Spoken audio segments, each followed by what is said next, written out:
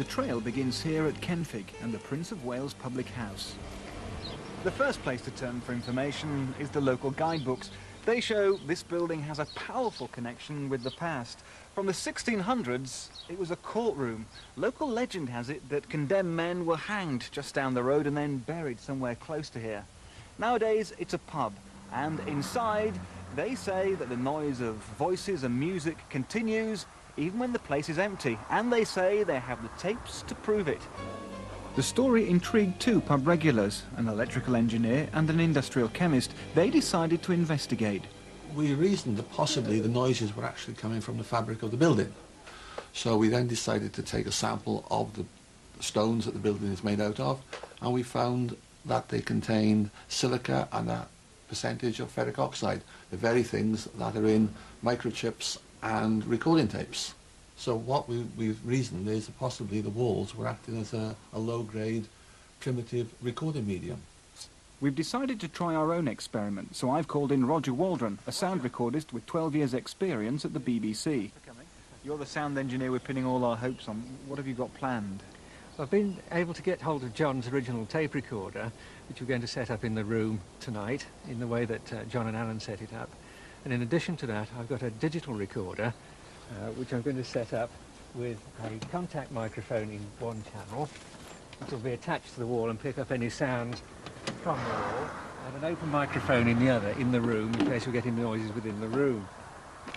And then I'll be setting up downstairs, cabling the microphones back to the window and staying up in the pub all night. So you're staying downstairs to monitor all the sounds? That's right, yes. Now, how are you going to make sure there's no hoaxing or anything like that? That is a thought. So to try and overcome that problem, I've got some specialised security equipment, which is a sort of remotely operated movement sensor. And if there's any movement, these will trigger an alarm downstairs in the room where I hopefully are still awake.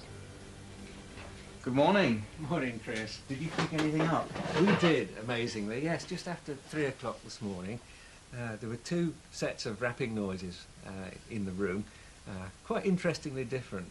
The first set was picked up by both microphones. That's the one on the wall and the one in the room. Let's have a quick listen to those.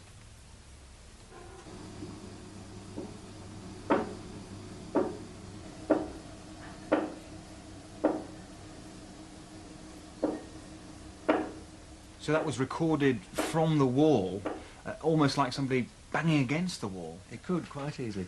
But this second set of knockings is even more interesting. Now listen to this. This is just from the microphone in the room.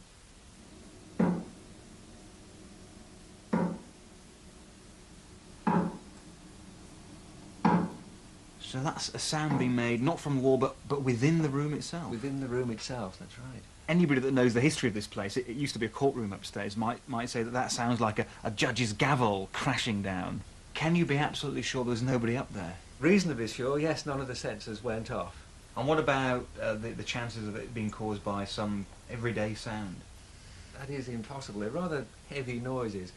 There were certainly small noises in the night, which I isolated to the central heating for one, and a constant little rattling from the time switch from John's experiment. So you've eliminated those? We've eliminated those, definitely. Now, I asked you here, along with all this high-tech equipment, to try and shed some new light on this old mystery. How far do you think you've got? Well, I think with the results we've got, we've only added further to the mystery. And in terms of any ideas to where the sounds have come from, I'm afraid I can add nothing to that whatsoever.